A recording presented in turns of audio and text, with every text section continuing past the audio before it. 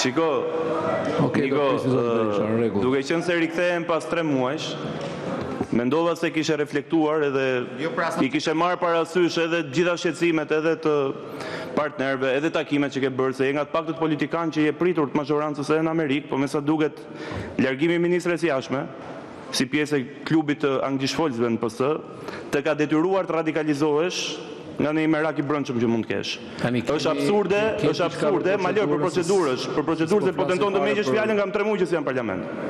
Kam 3 muaj që si janë parlament, e nise me zotin Balliu, e nise po për procedurë kisha, e nise me zotin Balliu, 3 muaj edhe ai përjashtuar I hoqe fjalën. E tentove me zonjën Zhupa, e vazhdove me kreun e grupit parlamentar të PD-s, nuk e kuptoj këtë qasje tënden. Është absurde. Kjo shkon paralel edhe me nismën e Partisë Socialiste për të ndryshuar sërish në mënyrë të njëanshme rregulloren dhe për të përgjysmuar minutat e deputetëve nga 10 në 5. E përmendi pak edhe zonja Zhupa parafolsja. Marrim vesh, tash po shoh dhe ulsi, unë marr vesh unë që ngam ndar mirë se Agron Sheja që ka përjashtu për asgjë, 20 ditë. Ndërkohë vijoni me këtë lloj procedure dhe vijoni me këtë lloj vendimarrje. Niko, shkëputu nga qasja që ka marrë ky kuvend për të bërë mburoj, ta them sinqerisht, për të bërë mburoj e korrupsionit.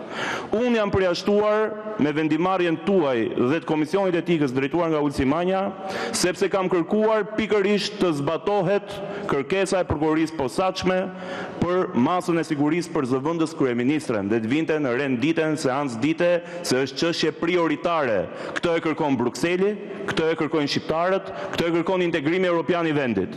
Por është absurde që pas 3 muajsh të vim parlament dhe situata të jetë më agravuar.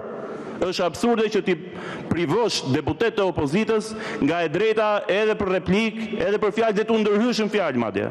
Pak më parë I përfunduat minutazhin zonjës Zhupa para se të mbaronin edhe ato pak sekonda që kishte. Kështu që sinqerisht, zoti Beleshi, ne kemi 3 muaj që unë nuk jam personalisht bashku me 5 kolegë tjerë rikthehemi në seancë. Është e turpshme kjo mënyrë drejtimi e seancës.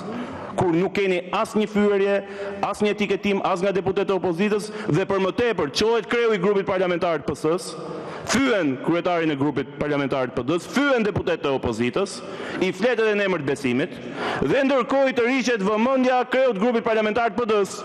Kjo është e paimagjinueshme, sinqerisht.